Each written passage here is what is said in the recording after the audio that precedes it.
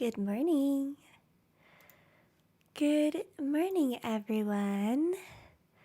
Well, happy Monday. See, we've got just a few of you on right now. If you're listening, if you're watching, give me a hello. Let me know who's there by commenting in the comment section. Let's connect there. I love to see who's on the other side of this one-way screen. Hi, Rob. Good to see you. Glad you could make it. Couple of questions for you guys. Is there music? A. And B, is there any latency, anything like that? How are we doing tech-wise? This is sort of a test run since we're moving away from Zoom and onto YouTube. So any feedback in regards to that, let me know. So, I hope you're all doing well. I'm going to give everybody a few minutes to get settled in. Just have your space set up for our meditation. Today we are going to do a little discussion, a non-boring discussion about boredom. So we're going to talk about boredom, more like talk about stillness, about those still quiet moments sometimes that feel like boredom, and what we can do about that, as well as the benefits, the neurological benefits of boredom. So that's what we're going to be discussing today. And then after that, we will do a little guided meditation sticking with that theme, because we're going to discuss how meditation also influences this system. So we'll be talking about dopamine and another neurological system called the default mode network. So hopefully you've settled into your space and you're ready for today's lesson. I'm hoping that everything is streaming good. No music, but it seems like we're good. All right, well, I'll work on the music for next time. We'll sort of dive right in here. So, here we go. So yes, boredom, right? Boredom can sometimes feel like the last thing we want to do. There's a subtle pain in boredom, but it also has very many neurological benefits. And the first has to do with your dopamine levels. So keep in mind, I'm coming to you not as a neurobiologist or a scientist of any sort, but rather somebody who's an expert in non-sleep deep rest modalities like meditation, and who has more of an interest in these sort of things. So it's secondhand information here. Once I post this lesson, I'll try to definitely include some of the links to the studies that I'll be referring to. But we're going to talk about dopamine, right? And how boredom influences our dopamine. So things that interest us, things that occupy the mind, things that entertain us, keep us busy, right, are followed by, or I should say, are accompanied by a spike in dopamine, right? It feels good to be entertained. It feels good to have our interest piqued. But it is also directly followed by a brief spark in pain. And I'm forgetting the exact neurotransmitter that follows this spike in dopamine. But that pain, that brief instance of pain, is experienced as a longing for more of that dopamine, right? A longing for more of that activity. What I tend to think of is when you're listening to some good music and it instantly stops, you feel a sort of emptiness, right? That emptiness, and you want more of it. Or when you finish a bag of chips, right? And at the bottom you're like, oh, and there's this longing, right? This desire for more. So, ironically though, even though your brain is like, oh, have more, let's get more, every time you feed back into that process, so every time you jump back in to the thing that originally spiked your dopamine, it becomes less and less satisfactory over time, and the craving becomes stronger and stronger. Sort of a cruel mind game that your own brain plays on you, isn't it? So, this is why so often I think that practices like meditation, discourses associated with meditation, you often hear a lot about attachment and addiction, right? So you can see how trying to, or even more stoic practices, right? About maintaining a leveled, right? Not overly excited, not in a depressive state, but being very stoic, right? Or not constantly craving. How this also correlates with the homeostasis that we're trying to achieve within the mind, right? So a little experiment was conducted. And again, I'll try to include the links when this goes up after our live rendition. A little experiment went on, and they had people sit in a room, an empty room, nothing going on there, just an empty room. And in front of them was a button. So they were told that they are just supposed to sit in this room. I think that they were there for about 30 minutes and entertain themselves in their own mind, right? Spend time in their own mind, just do nothing, spend some time in boredom. But if they wanted to administer a shock, an electric current to themselves, they could push the button. Why anybody would want to do that, I don't know. But as it turned out, 60% of men and almost 30% of women, and I'll pull the exact statistics in a moment, chose to, during that time, shock themselves rather than sit in the spaces of their own mind. So I found that rather fascinating, right? I'd rather be shocked by an electric current than sit with the space in my own mind, right? So why is that? What is so painful about those initial moments of boredom that I would rather entertain myself with real pain, right? Physical pain, than sort of sink into that state of boredom. So it has to do with those increased levels, right? If which in this today's society, if I'm overstimulated, right? If I am very used to a high level of dopamine, right? So let's say this is baseline, and I am constantly on my phone, constantly, being active, not allowing myself to reach boredom, which might be a little below the baseline, right? Then my brain expects more, right? I'm not as easily impressed, right? And so that disparity, right, feels initially very great. However, depriving the mind of that constant stimulation, right, depriving that, we know that the mind is malleable and adjustable, and that if you spend time in that space of boredom, then your baseline can drop down, and now it becomes much easier to be happy and to feel right. Does this sort of make sense to you? Hello, Jane. Good to see you too. I'm glad you could make it. Is this all making sense? Any questions so far about dopamine and boredom? So spending time in boredom really allows us to come back to a state of homeostasis, I think, especially in this world that we are so easily distracted. We have so many options for consistent stimulation, so many options for staying out of and avoiding that boredom. So, by indulging in that time, even if it is in the moment moderately painful, in the long term, you do yourself a service by not, let's say, going to the elevator or while you're waiting in line, by just allowing yourself to be present, right, with the current environment rather than trying to overindulge yourself. You do yourself a great deal of service, right? And that also has to do with another system in the mind. So, the next sort of system that I want to talk about today is called the default mode network. Let me make sure I didn't miss anything in my notes about boredom, though.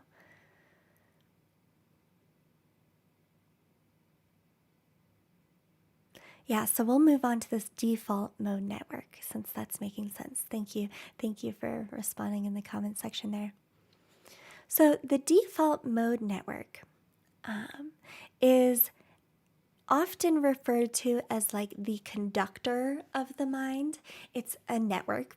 So it's a neurological network that is very much so, if you think about just the word default, right? Very much influenced by your past experience.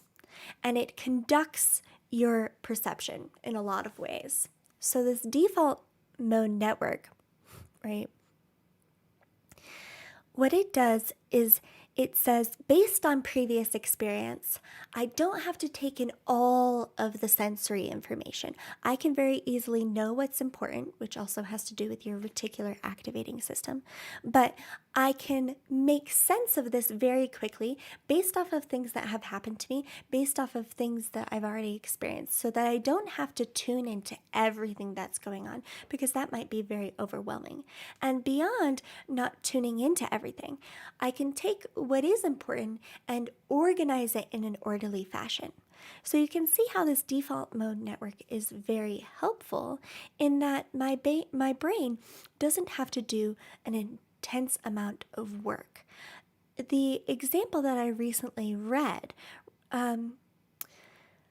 explained this by comparing it to a computer. So there is hot processing and then cold processing. In a cold processing situation, right, it is, if we're trying to solve a problem, the most likely solutions, right, are the ones that we're going to try, right? This is most likely, this is most likely. In a hot, right, situation, then we're going to try all of the possibilities to see what works. And so it takes a lot of effort. There's a lot of failure in that process, but you sometimes end up with some more creative solutions, right? So with this default mode network, it kind of runs on the same scale.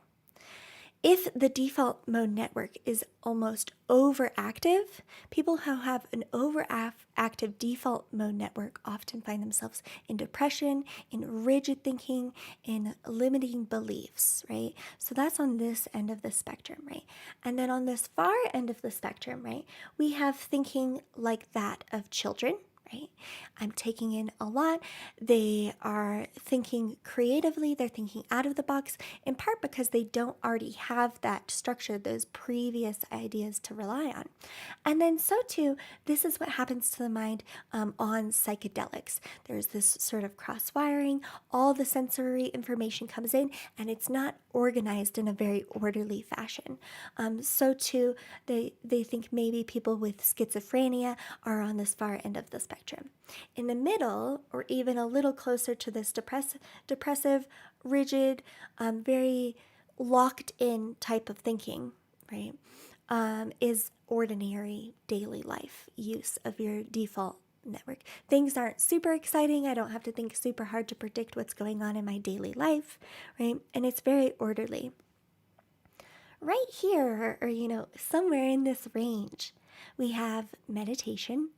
We have the non-sleep deep rest modalities, okay, which is what I study and would consider myself an expert in, these non-sleep deep rest modalities. So that is things like hypnosis, things like meditation, right, and any of those sort of alpha theta brainwave states.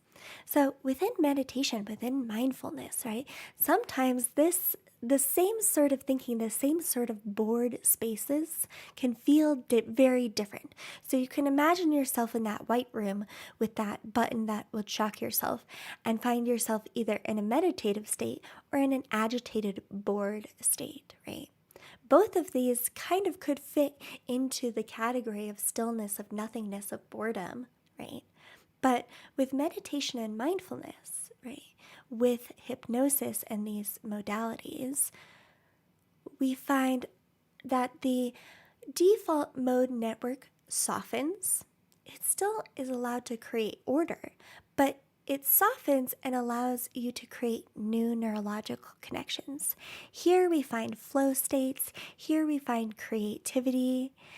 Things can be a bit more chaotic, but not so far as psychosis, right? So there's a little bit of organization in there, but there's more play. And in that space, we tend to break out of limiting beliefs. We tend to break out of that rigidity.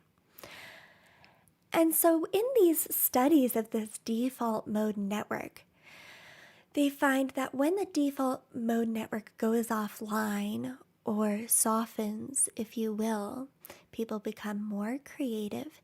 And the interesting thing that happens is they become more altruistic and have an interesting moments of self-reflection, which is probably where we break out of those personal limiting beliefs that we have. We're able to look at the world as it is without as much of our default past experience.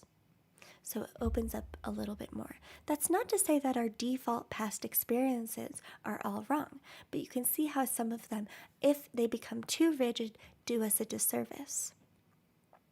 So the lesson that I hope that we take away from these little bits of information that we learn about dopamine and the default mode network is that we should embrace boredom, find space and time in our life for boredom, even if at first there is some resistance, there is some initial discomfort, pain, emptiness, that those spaces are beneficial even in those moments of discomfort. And two, we know that through our own practices here of meditation, mindfulness, that we can bring that to our boredom and open up the mind to new neurological connections, to creativity, to altruism, to self-reflection. Okay? So that's what we are going to practice today. Does anybody have questions, thoughts, comments, things that are coming up for them? Yeah, definitely. Rob's saying here that he'd like to learn more about the default mode network. It's very fascinating. Where I first came across it was in this book, How to Change Your Mind, and I'll see if I can link it for you below. And it is about psychedelics, but even if you have no interest in psilocybins, the book is really, I would say, a great account of the conscious mind and what we've learned about the mind based off of psychedelic research, particularly Chapter 5 of How to Change the Mind. I hope that's the name of the book. Let me look that up here and link that for you below. And while I do so, we're going to settle into a meditative space and we're going to practice today those, what I am now trying to call, and I've loved this term that I recently came across, non-sleep deep rest modalities, which kind of is this umbrella term for hypnosis, for meditation, mindfulness, any of those sort of alpha, theta, introspective practices. So yes, it is How to Change Your Mind. It's by Michael Pollan. I don't know how to do, I'm already finding things I need to work on with the YouTube. Let's see. So it's called,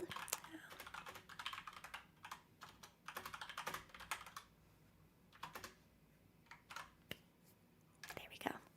That might be a good book to check out. Okay, so hopefully now you're settled into your meditative position, your meditative posture, in your space. And we're just going to spend some time in stillness, some time in that nothingness, and see what comes up for us. And I think that this is so true, and all of this research is really affirming of the meditative experience. When you sit down, there's that restlessness, there's that craving, there's that wanting more, there's wanting to find that dopamine, craving that dopamine. And then as you settle into it, you sort of drop even deeper over time and deeper into that sort of meditative alpha theta brainwave state where you find yourself feeling a little creative, the mind is a little more dreamy, less rigid, and new neurological connections are formed through self-reflection. right? We break limiting beliefs in those spaces. And that's why practicing these modalities, I do believe that the more that you sit in your practice, the easier it then becomes to drop out of that state of discomfort and into these deeper states of consciousness, these alpha theta brainwave states. So, settle into your cushion. And for this moment, we'll just find ourselves here in this space. So go ahead with the head staying nice and level. The chin can become level and the shoulders will drop down. Before you close your eyes, just sort of gaze and observe the space that you're in. You can turn the computer away from you if you'd like, so that the eyes aren't getting all of that light coming in, right? Taking away those dopamine, right? And just sort of notice where you are. Allow yourself to be present here. Notice the distance, the space from you to the room in front of you, behind you, side to side. Just notice, observe. And we'll start to bring in a little introspection. Start to notice your own breath. Still gazing, still observing your space.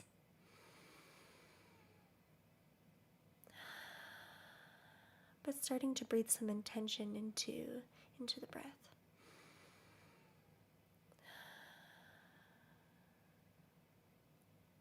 Just like that. Now we're going to start to blink and let the eyes fall closed. Breathing in, gazing. And breathing out, the eyes closed, just like that. Very good. And every time your eyes closed, you find yourself sinking a little bit deeper and deeper into that space of relaxation, into that space of softness in the mind. And eventually the eyes fall completely closed. And you're left with just breath. This space, this time, nothing need be done. Nothing need be resolved. This space, this time to just be, to just breathe. And trust in the process of sinking deeper into that state. It's okay if at first the mind wanders, the mind seeks. Just breathe into it, and on every exhale you let some of that go, releasing, accepting.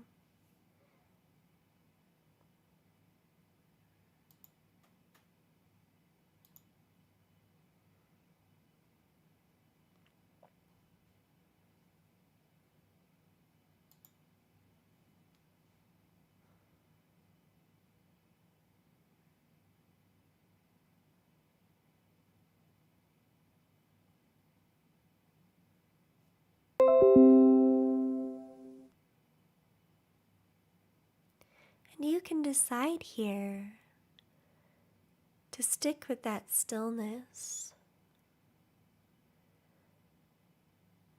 to maintain the focus on the breath, or to allow the mind to wander freely, to be creative, open, free. Just breathe. Let the mind do as it will. No control.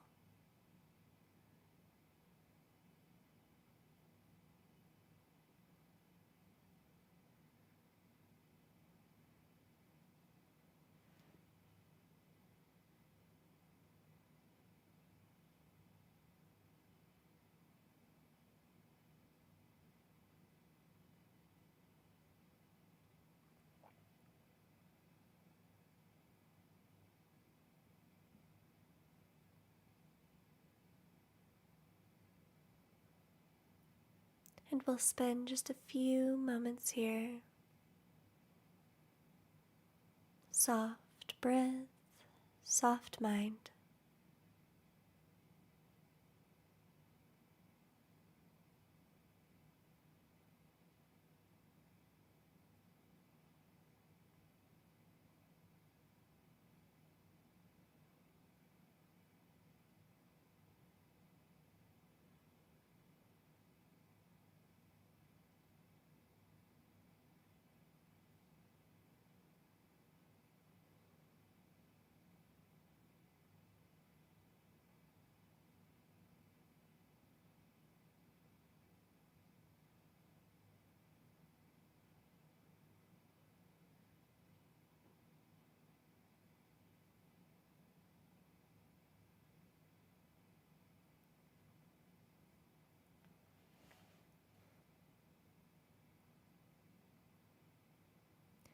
Notice what it looks like, feels like when you give yourself space and time.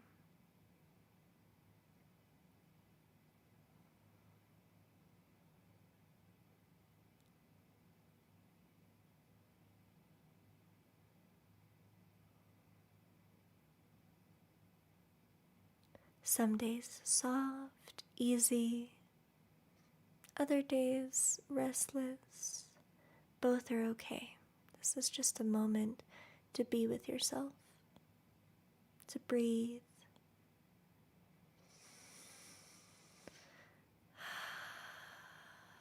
Just like that. Very good.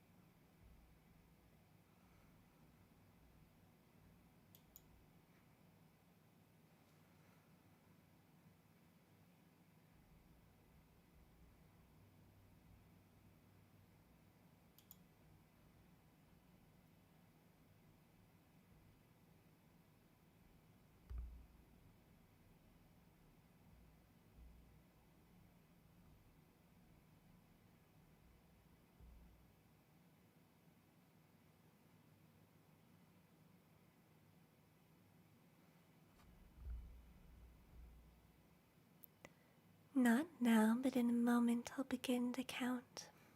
Count backwards from 5. And not now, but the moment that I reach 1, your eyes will gently blink open. You'll find yourself feeling awake, aware, and completely ready to take on your day. And I count 5. Notice your body.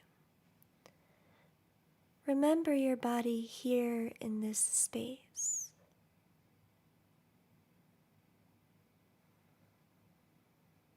4.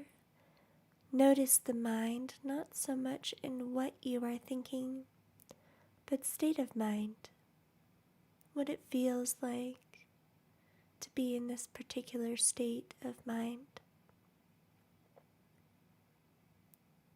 3. A nice, slow, deep breath in. Sip at the top. 2. An audible exhale. And 1. The eyes blink open, and you'll say to yourself, I feel awake and aware. Awake and aware. Awake and aware. Deep breath in, audibly out. Get some movement back in the body, shake out the hands, take a deep breath in, let the arms rise, and on the exhale they fall. A few more times. And exhale, they fall. Every inhale, more energy back into the body. And every exhale, any tension releases. Nice. And a little more energy. We're going to breathe in on 3 parts, and you're going to go through the nose. And then we're going to audibly make a nice audible exhale and go,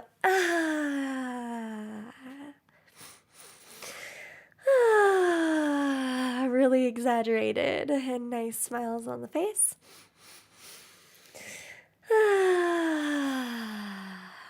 Very good, very good. Well, thank you all very, very much for showing up here on YouTube rather than Zoom. I do appreciate so much you being here, for you taking time for yourself for these practices. It tickles me more than anything that you take that time for yourself, because while meditation and these practices are often a interpersonal journey, I do believe that that the work that you do on yourself makes the world a better place. And so I'm grateful for you taking that time for yourself. If anybody has questions about anything that we talked about today, I hope that you leave today excited to embrace boredom and the benefits that it will have for you.